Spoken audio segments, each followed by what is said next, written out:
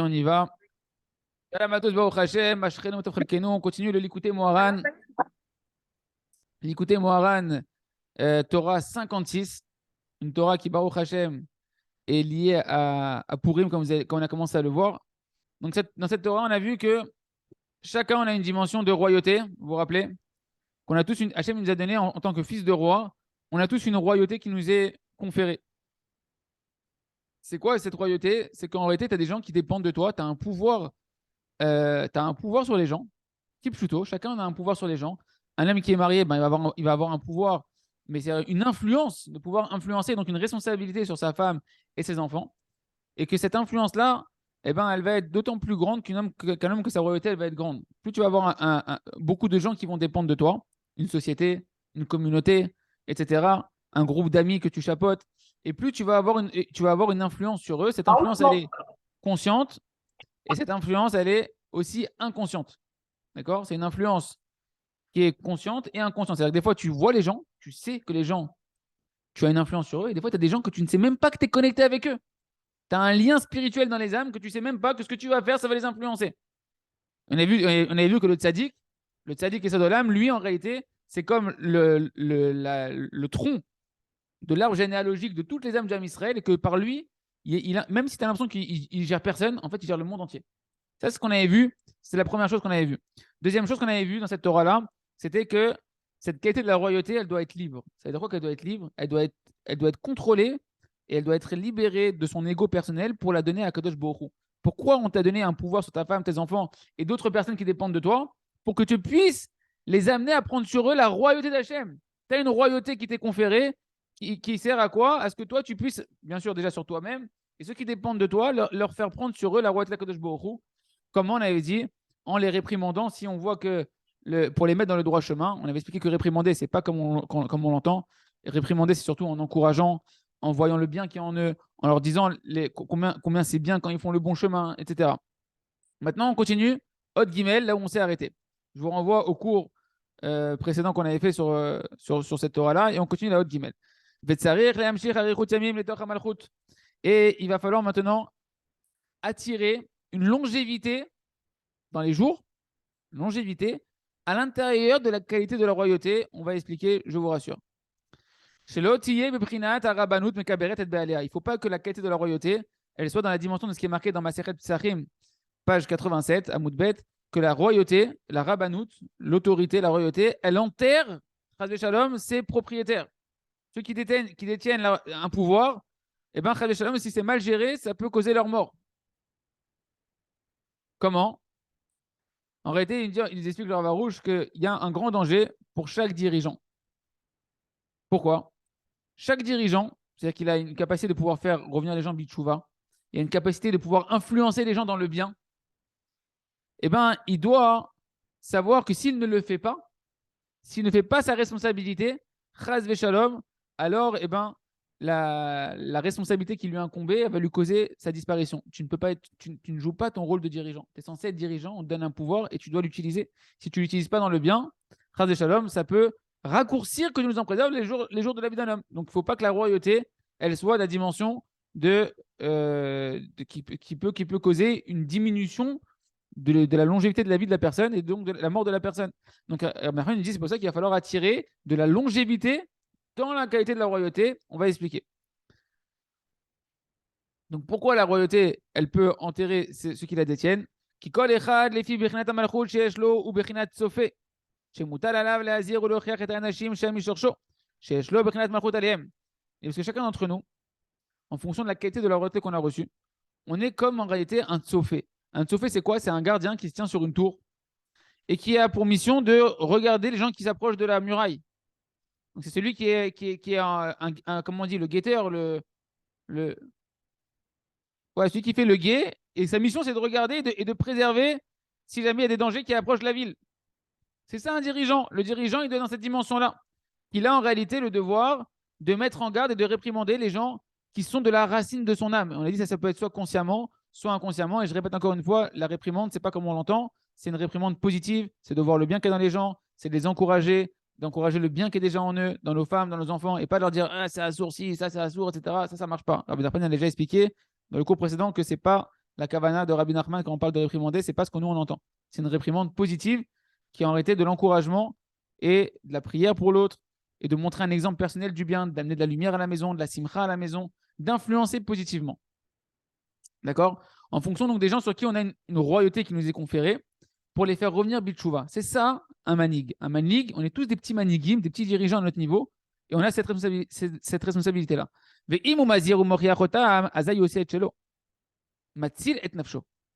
Si jamais chacun d'entre nous on fait ce travail-là et donc on éclaire nos familles, hein, les azihir, ça peut être soit on peut dire réprimander, mettre en garde, ou les azir, c'est aussi zohar. Zohar, c'est éclairer.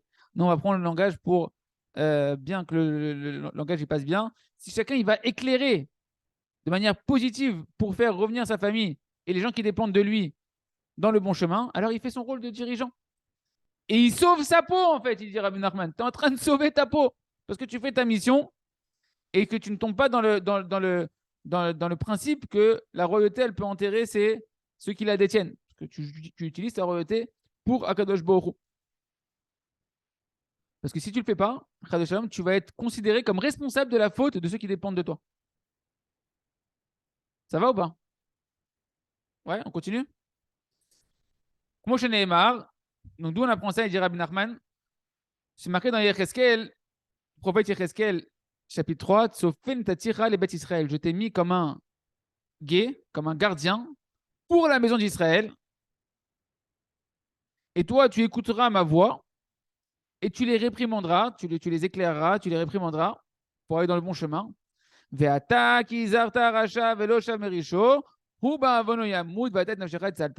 Et lorsque maintenant, lui, tu l'as réprimandé, le fauteur, et qu'il ne revient pas de son mauvais chemin, encore une fois, on a dit, la réprimande, ce n'est pas une réprimande directe, c'est une influence positive, et que malgré tout, il ne revient pas de son mauvais chemin, alors le fauteur, il mourra par sa propre faute à lui, et toi, tu auras sauvé ton âme.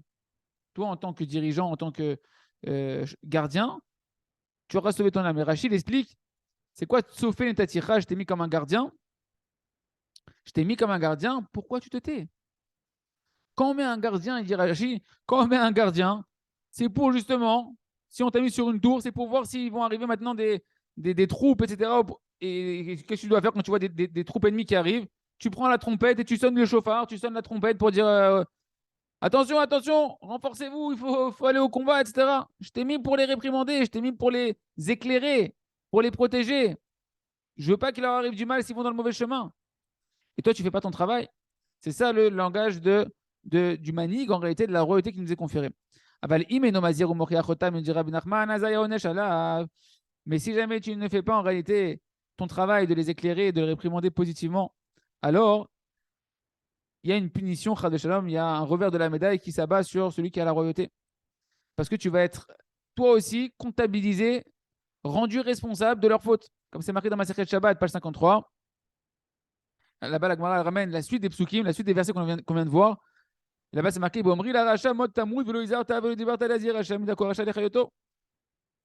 toi,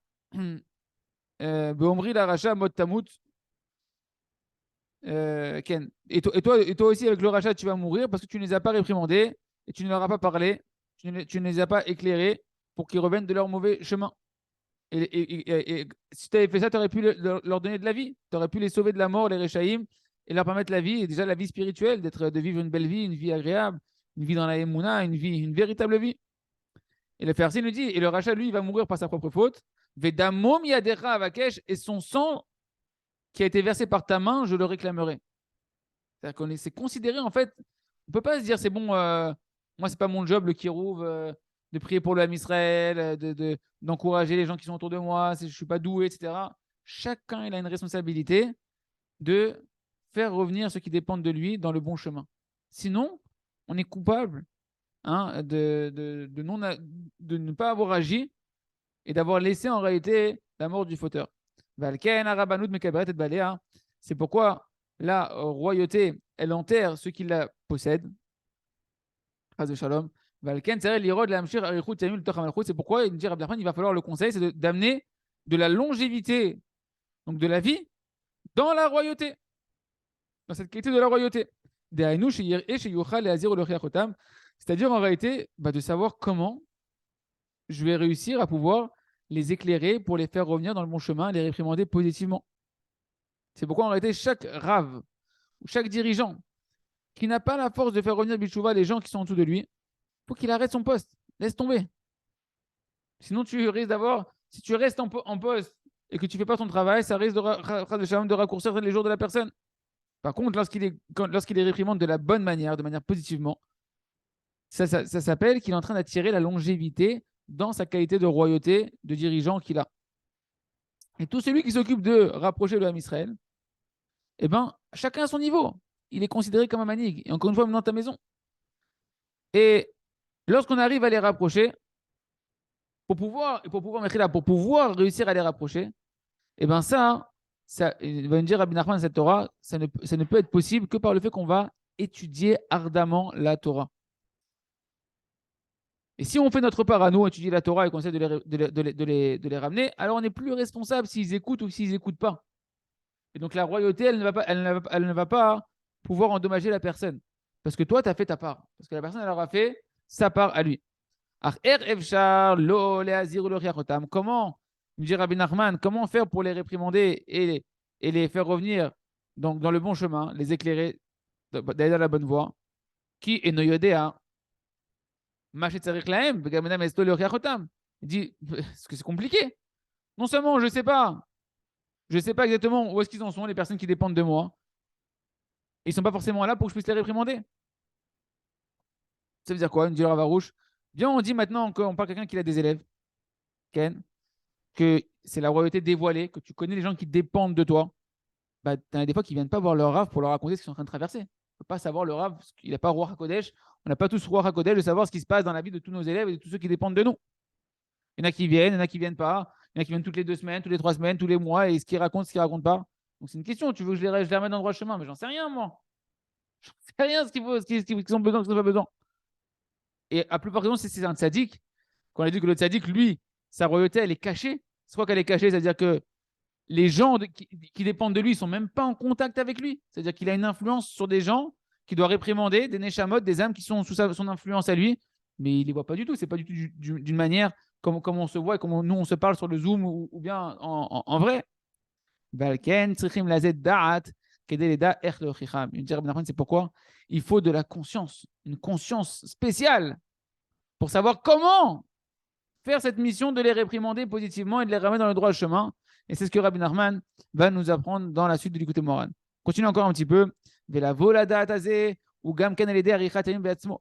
dit, pour arriver à cette conscience-là, de savoir comment réprimander positivement les gens et les faire revenir dans le droit chemin, et bien pour cela, il faut que le dirigeant lui-même va attirer sur lui la longévité. Et donc, il dit, c'est ça le proverbe que les gens disent sur celui qui manque de conscience, qui ne connaît même pas de sa propre vie. Il n'est même pas conscient de sa propre vie. C'est quoi le lien qu'il y a entre la conscience et la vie? On va voir tout de suite. On a dit que là, il faut que la personne ait une certaine conscience pour les ramener Bichouva. Pour qu'elle ait cette conscience-là, Rabbi dit il faut qu'il attire de la vitalité de la vie Ken sur lui-même, une longévité de la vie sur lui-même. Et il nous dit, il y a un proverbe qui dit que c'est ça qu'on dit, que celui qui est inconscient, il ne connaît même pas ce qu'il y a dans sa vie. Ok. Quel est le lien entre la conscience et la vie? Qui Karayedia ou Mechaim. Il dit parce que l'essentiel de la conscience que nous on cherche à avoir pour réprimander les gens, elle provient de la vie. Mais Arichut Ayamim, de la longévité. Comme on va expliquer. Qu'il a volé Arichut Ayamim, parce que pour arriver à une longévité, ou à l'aider à Torah, c'est par l'étude ardente de la Torah. On va expliquer après c'est quoi vraiment le Essek à Torah. Pourquoi Rabbi Nachman il parle de Essek, il n'a pas dit l'ilmod Torah, il n'a pas dit l'imoud Torah, il parle de Essek, de s'occuper. Essek, c'est comme s'occuper de ses propres affaires. Les Asakim, c'est les affaires financières, le commerce. Il dit donc d'attirer la longévité, c'est par l'étude ardente de la Torah. Qui oraita shma de kucha berichu. Et là, on rentre dans un volet extraordinaire de cette Torah-là, que le Zohar il nous dit la Torah, comme il s'est ramené dans le premier Torah du Likutei Moharan, il parle de ça aussi Rabbi Nachman dans la première Torah du Likutei Moharan, qui est oraita shma de kucha berichu. La Torah, c'est le nom d'Akadosh Baruch Hu. Comme ça, c'est marqué dans le Tikkun et Zohar, le Tikkun Yud, page 25. Et on va expliquer ça veut dire quoi que la Torah, c'est le nom d'Akadosh Baruch Hu. Quand tu veux appeler quelqu'un, comment tu l'appelles? Tu l'appelles par son prénom. David, Isaac. כן, כשצריכים לקרוא את חי החיים, כדי להמשיך מנו חיים ואריכות ימים, צריך לקרוא אותו בשמו כביכול. Donc pareil, quand maintenant tu veux appeler Hachem Yitbarach, qui lui est la source de toute la vitalité, de toute la longévité, de la vie de toutes les vies, pour attirer sur toi de la vitalité et de la longévité, ben, il faut que tu appelles Hachem, qui est la source de la vie, par son propre nom, pour te lier à la source de la vie et recevoir de lui de la vie. Et pour appeler Hachem, il faut l'appeler par son nom. Kaviachol, si on peut dire ainsi. Ushmo ou à Torah. Il me dira, Rabbi Nachman, c'est quoi le nom d'Akadosh Baruch Hu? Après le Zohar Akadosh, tu connais le Zohar, c'est la Torah. Que toutes les lettres de la Torah, en réalité, ce sont des permutations des noms divins d'Akadosh Baruch Hu. Que nous, le découpage tel qu'il est, on ne le voit pas. Mais celui qui a le tzaddik qui a les yeux pour voir, il voit en réalité que toute la Torah, ce sont des permutations du nom d'Akadosh Baruch Hu. Il n'y a que des noms d'Akadosh Baruch Hu durant toute la Torah. Donc toute la Torah, c'est les noms d'Akadosh Baruch Hu pour l'appeler et attirer sur nous la vitalité qu'on a besoin. Et celui qui étudie la Torah, concrètement, il est en train d'appeler Hachem Yitbarach à travers ses noms et donc d'attirer sur lui de la longévité et de la vitalité. Nimtza, she'alidei Isek HaTorah, Korin et Hachem. Korin, alidei Isek HaTorah, Korin et Arichut Hayamim. Donc, on apprend de quoi? Qu'est-ce qu'on apprend de là? Que quand tu étudies la Torah, et on va expliquer tout de suite c'est quoi étudier la Torah, Isek Batorah, la Sok Batorah, s'occuper ardemment de la Torah. Alors, il est en train d'appeler Hachem Yitbarach, qui est la source de la vie, et il attire sur lui cette source de vitalité et cette longévité dans ses jours. La longévité, ce n'est pas forcément une longévité de la vie, c'est aussi une autre qualité qu'on est en train de voir, qui est d'avoir de la vitalité, d'avoir des jours pleins, des jours remplis de sainteté, remplis d'attachement à Kadosh Baruch Hu, remplis de vitalité. On peut être un mort-vivant ou on peut être quelqu'un de vivant. Ce n'est pas le nombre d'années qui fait qu'on dit qu'une personne elle a bien vécu, c'est comment elle a rempli ses années et qu'elle a allongé son temps de vie en réalité. Quelqu'un qui va dormir 12 heures et quelqu'un qui va dormir 2 heures ou 3 heures ou 4 heures ou 5 heures, il n'a pas, la même vie. Et après, qu'est-ce qu'il va faire pendant les temps de vie où il est réveillé, etc. etc. Et donc, Rabbeinu va nous expliquer maintenant c'est quoi le lien entre l'étude de la Torah et la conscience. On a compris maintenant que la vie, la vitalité, ça vient par l'étude de la Torah. Et on va expliquer maintenant en quoi maintenant cette étude de la Torah qui amène de la vitalité va amener à la conscience qui va me permettre de réprimander les gens qui dépendent de moi. Juste petite parenthèse que je vous dis depuis tout à l'heure qu'on va préciser. Pourquoi Rabbi Nachman il a parlé de Esek HaTorah, dit le Rav Arush. Dans son Pirouche à la Malchut, il dit c'est quoi Esek HaTorah? D'ailleurs, ce que les Ashkenazim, lorsqu'ils font, les Chassidim, quand ils font les Birkot HaTorah, ils disent pas là-bas Birkot Hashem, Amelamed Torah la Israël. Il y a une bracha, c'est quoi la bracha? Je vais dire tout de suite, je prends le Sidour. Quand on fait la bracha, l'émission de la Torah le matin, on dit Baruch Hashem, la première, Asher Kideshanu B'Zet Tzivanu, al Divrei Torah, qui nous a ordonné de sanctifier sur les paroles de la Torah. Les Ashkenazim disent la Asok Batorah, de s'occuper de la Torah. Et c'est ça qui nous parle ici, Rav Nachman, c'est la Asok. La Asok, c'est quoi la différence de s'occuper? Rav Dester, il me semble de mémoire, il dit dans Mertav Eliyahu que la Asok, c'est un match s'occuper comme ses affaires, quelqu'un qui fait ses affaires. Il y met toute sa tête, il y met tout son cœur, sa vie, elle en dépend. Il a l'impression que tout ça, il est ultra concentré et il est concret. Il n'est pas dans un truc théorique, il est vraiment dans le concret du concret pour avoir la parnassa et pouvoir réussir, etc. Pareil, ça doit être dans l'étude de la Torah. Et le rapport que je vais vous donner en fait 3 niveaux d'étude de la Torah. Il dit il y a un premier niveau qui s'appelle lire la Torah. Je lis, je comprends rien, mais je lis. C'est déjà... Je ne comprends pas vraiment, franchement ce que je suis en train de dire, mais au moins je suis en train de m'adonner à la Torah. Deuxième niveau, c'est d'étudier avec compréhension, avec profondeur. C'est déjà un niveau supplémentaire. Tu cherches à comprendre, tu ne veux pas lire pour lire, tu veux comprendre ce que tu étudies. Mais il manque encore l'essentiel, qui est quoi? Qui est l'action. La concrétisation de ce que tu as étudié dans le terrain, dans ta vie concrète de tous les jours. Donc cette étude, elle n'est pas encore véritablement utile. Elle a une utilité, mais elle n'a pas son utilité principale, parce que Khamim dit que l'o amidrash ikar el ha'maaseh. L'essentiel, ce n'est pas l'étude, ce n'est pas l'étude théorique, c'est l'action concrète, la mise en pratique de l'étude. Donc la Asok Batorah, ça va être quoi, dit le Rav Arush, le véritable niveau dont parle Rabbi Nachman ici, de l'étude de la Torah, c'est d'étudier avec discernement, comme il faut, avec profondeur, avec Eyun, avec Amal, en mettant toutes ses forces dans l'étude de la Torah pour bien comprendre ce qu'Akadosh Baruch Hu il veut. Et ensuite, prier sur ce que j'ai étudié pour accomplir concrètement tout ce que j'ai étudié. Ça va? Donc, j'étudie avec compréhension, je cherche à comprendre et je prie après de transformer la Torah en prière. Je prie pour que Kadosh Baruch Hu me donne les forces d'accomplir maintenant ce que j'ai étudié. Tu as étudié Shlom Bayit, comment honorer ta femme, ben, tu vas prier pour l'accomplir. Tu as étudié, tu as compris d'abord, tu as cherché bien à comprendre le message. Après, tu pries pour l'accomplir. Tu as étudié préserver tes yeux. Eh ben, tu cherches bien à comprendre qu'est-ce que j'ai étudié sur la préservation des yeux et je prie pour l'accomplir. J'ai étudié sur la parnassa, comment, etc. Pareil, j'ai prié pour accomplir et vivre ce que j'ai, etc., etc. Ça s'appelle la Asok Batora et ça attire véritablement la vitalité. On attire Hachem, on attire en réalité véritablement, on se connecte à la lumière d'Hachem et un homme, il a une Torah de vie. Il a une Torah de vie. Baba, quand tu étudies la Torah et que la Torah elle rentre vraiment en toi, que c'est vraiment Hachem qui rentre en toi, la lumière d'Hachem qui rentre en toi, tu rentres à la maison, tu n'as besoin de rien dire. T'es un, comment on appelle ça, un projecteur. Hein, tu souris, on dit, waouh, quelle lumière. Qu'est-ce qui s'est passé? Tu t'es connecté à Hachem, frère. Tu étais juste un reflet d'Akadosh Baruch Hu. Chiyuch, le Rav Arush, il dit dans Aleph Bet Shelachim, il dit que Chiyuch, le mot Chiyuch, c'est le sourire. Ken. Il dit en réalité, c'est Chai Kavav. Les lettres Chiyuch, c'est Chet Yud Vav Kaf. Chai Kavav, c'est-à-dire la vitalité de la miséricorde d'Hachem. Kavav, c'est 26. 26, c'est Yud Kevav Ke. Tu attires la vitalité de la miséricorde d'Akadosh Baruch Hu sur les gens quand tu souris. On te voit sourire, un homme il revient du Beth Midrash, il sourit à sa femme, ça y est, sa femme, il sourit à ses enfants, on dit, ah, bon, Hachem qui va au Beth Midrash, qui continue le Beth Midrash, qui ramène cette lumière-là, pas besoin de leur faire des réprimandes, assour, tata, naturellement les gens ils viennent vers toi, et ils veulent aller dans le chemin dans lequel tu vas, parce qu'ils voient de la lumière. Et on va s'arrêter là pour aujourd'hui, on continue juste la première phrase pour se mettre dans le bain pour demain. Valken, Muzar, Amelech, Alaïsek Torah, Beyoter, Mikol Haolam, Mechamad, Shusar, Likro, et Arikut, Yamim, Litoch, Hamalchut. Il dit, c'est pourquoi le roi d'Israël, il est mis en garde sur le fait de s'adonner ardemment à l'étude de la Torah plus que tout le peuple.